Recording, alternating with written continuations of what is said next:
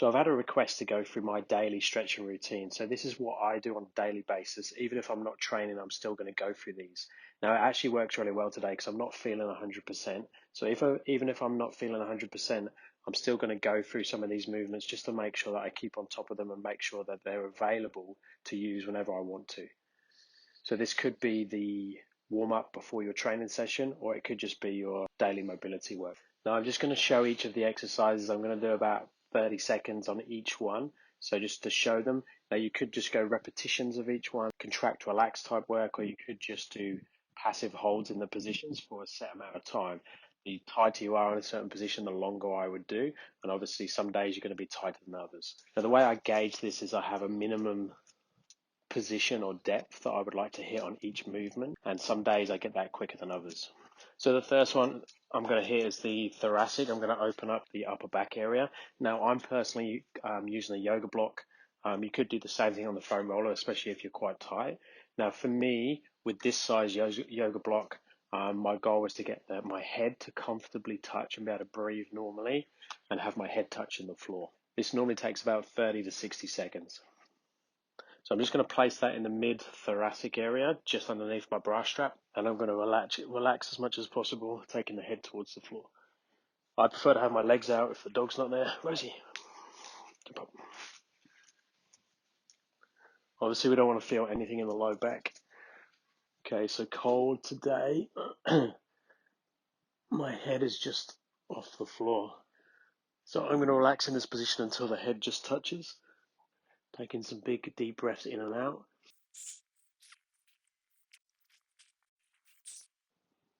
Okay, so now I've hit the point, so I can breathe here. My head's on the floor. So that's the thoracic extension done. Now for hamstrings, I'm going to use the IKEA step.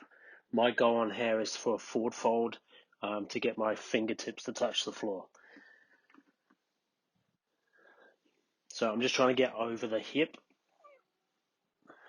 Now if I reach, see, I can just get my fingertips to touch now. But what I'm going to do is I'm going to get to the point where I can do that comfortably, or even get like first knuckles to touch. And again, I want to be able to hold a conversation while I'm at that point.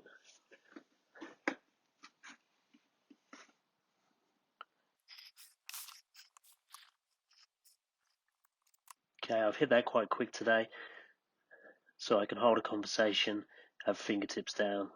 That's pretty comfortable. Okay, now the tight ones for me is the hips, getting into the glutes and the butt area. I might do a pigeon stretch or something like that, but my favorite one at the moment is this one, so rocking the hips back and forth. And then going to place the foot on top like a pigeon position, and then slowly move my head towards my toe, or my chest towards my shin, and my heel towards my butt.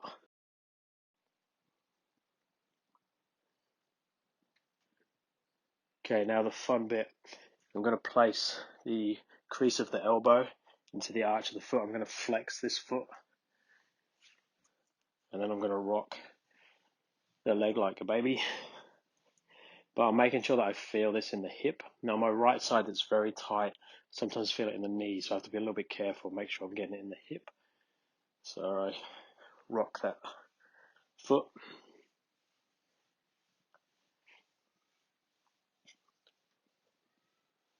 And a good gauge here is I should be able to comfortably get forehead to my toe. Now I am particularly tight in this area, especially on the right side, you'll see. Now a good one with this one, if I jump straight up into my resting squat now, so the left side now feels nice and easy, but the right side, which is my tight one, feels horrible. So I'm going to do the same thing.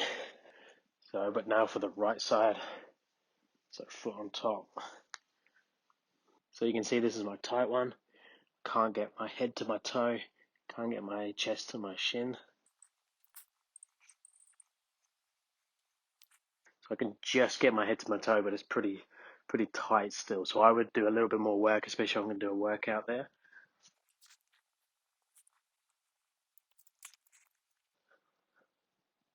But the rest of the squat is feeling comfortable now after doing the hips there. Going to be going into the hip flexors. So I'm going to go into a posterior tilt, tuck the towel under, pull this hip towards this heel.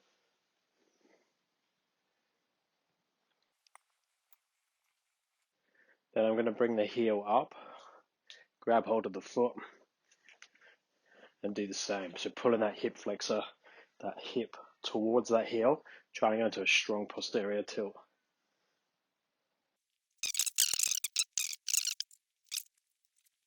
Okay, and then finally for me, I'm going to go down in towards pancake position, so straddle pancake.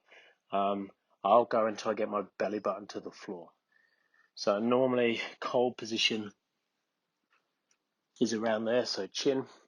I can normally get away with just spending time here sorting the hip out, so moving the butt out of the way, getting onto the sit bones, either doing some bouncing or just pulling down into that position.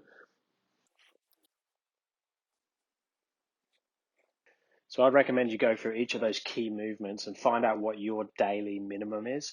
Don't make it something that's too hard to get, but remember, week to week, month to month, you should be able to move those goalposts. So for pancake, for example, it could be your goal to start with is to get forehead to touch the floor. So you might start and elbows down. So if your elbows can touch, but your forehead can't. And then once you've done your daily stretching, you can get your forehead to touch. Then you could go nose, chin, chest, belly button, something like that. But just set your daily goals, something achievable.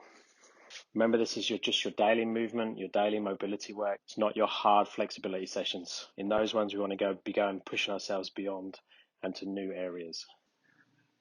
And then once I've hit those minimums, I like to just check in with a handstand related movement just to check that it's unlocked where I want to be on a daily basis. So for me at the moment, I'm trying to hit a stool to press off the floor. Now I do expect my feet to drag. They even drag when I warmed up as well. So that's something I need to work on, but the actual press off the floor should be unlocked by those other things.